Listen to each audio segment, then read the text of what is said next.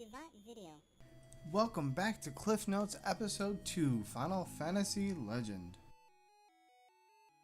The simplest way I can break down classes is just look at them as human, mutant, or monster type. Going from there, humans are your melee damage dealers, mutants are your casters, and monsters are just about worthless. I know I sound like I'm being really rough on the monster types, but the issue boils down in how the class levels up. As you defeat monsters, they will randomly drop meat. Your stats can go up, your stats can go down. The problem is the monsters never really become much stronger than the current area that you're in. Alright, but let's go ahead and move on to humans now. They level up by simply buying their stats. You can buy their hit points, you can buy their strength, and you can buy their agility. Mutants tend to level up through repetitive combat. Using certain weapons, armor, or magic won't affect the stats in any way. Eventually, the stats will be rounded out by the end of the game. It won't make a difference.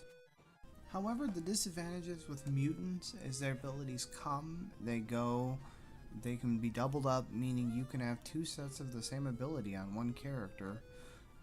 You can have 50 uses of an ability and it still manage to randomly just disappear after a fight. However, mutants are your caster types and they can dispatch large groups of enemies with ease. Alright, now that I've shown you all the classes, let's go ahead and get into the gameplay. You create your primary character first, and then after that you have to actually go to the guild counter to create the rest of your party members. One notation about the controls, if you hit the select button, you'll bring up a special menu where you can change your character order. You also get a heart icon toward the top of the screen. When all those hearts are gone, your character's permanently gone. At the bottom there is the game speed. It just increases the text speed of the game, it's the same as any RPG.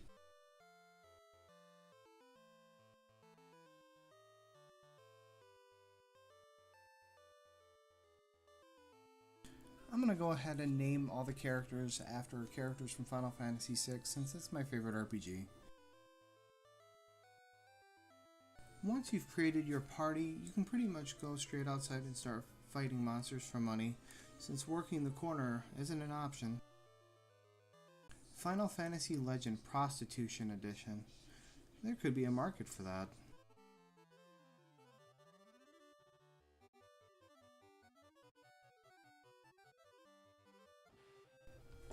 As you may have noticed, there are numbers by weapons. Weapons have limited number of uses in this. Once the number hits 0, they obviously break. It's not too much of a problem. Weapons are highly affordable in this game, and I can show you ways to get around it.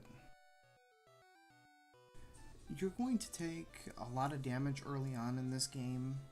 Unfortunately, the only person that gets equipment is your primary character.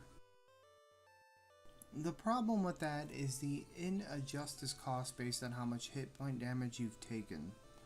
So early on, when you have to heal repeatedly, you're going to cut into the money that you're making. It's not that much of a problem, it's just going to be you going in and out of the inn, bouncing back and forth quite often. I'm going to go ahead and build up 150 gold really quick. I'm going to speed the game up and then I'll show you where the second city is, where you can get your first pieces of equipment.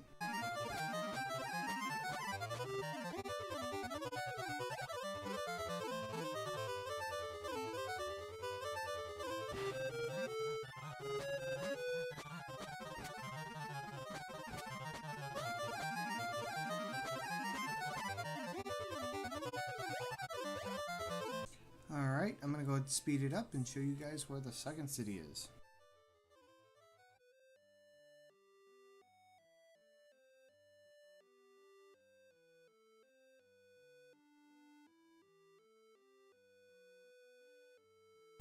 Out of all the pieces of equipment you want to buy, the bronze helmet's going to be the best value at 40 GP apiece. It will decrease damage by about 3 points. For every point of defense you have, will negate 1 point of damage. That's basically how the formula works. Actually, this would be a good time to note a difference also between humans and mutants. Humans can wear up to 8 pieces of equipment, whereas mutants can only wear 4. That also includes spell books that you have. You're going to want to buy all three pieces of equipment for your human characters. For your mutants, you're only going to buy two. For the mutants, it's just going to be the helmet and the body. Go ahead and repeat this process until you've managed to obtain all the equipment for your party members. Once you've done that, I'll show you a way to power level your mutants. Alright, from here I'm going to show you how to get to the third city and then to a cave where we can promptly level our mutants. Oh, also make sure you buy a book of fire before you go.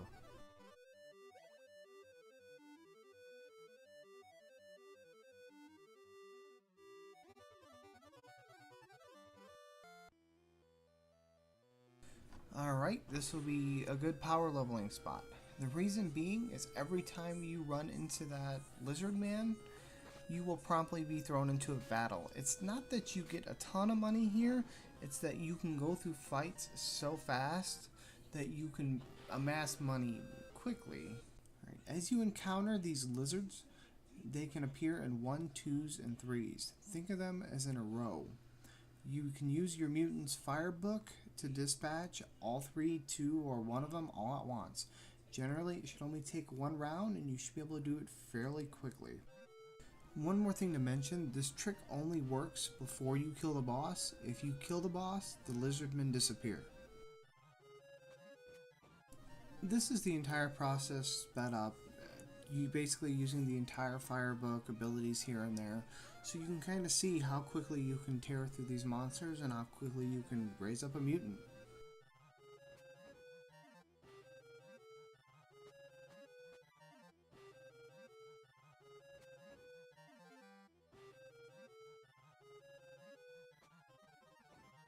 Alright, now let's go ahead and take a look at a mutant stats after going through just 1 firebook. Keep in mind this only took around 15 minutes and stats cap at 99. 16 strength, 10 defense, 23 agility, and 19 mana. Right now mutants are going to blow humans out of the water. I also glanced over the fact that you build around 2,000 gold per book. So this will be enough money to get you whatever weapons you need, the golden armor in the first city, and any stats that you need for your human companions. Alright, well this video has already been going on too long. All you have to do is just repeat this process over and over and over again as desired to build your characters to whatever stats, money, armor, weapons, things that you need. I will be posting another video to show you how to get through the first part of the tower. Don't forget to comment, like, and subscribe. Also, I've decided when I hit 100 viewable subscribers, I'm going to go ahead and do a giveaway. And it's not just going to be a cheap $50 GameStop gift card. What I'm going to give away is going to be a value of at least $200 or more. Actually, unfortunately, due to money constraints, the giveaway is going to be limited only to people within the United States. Sorry. Oh, and thanks for watching.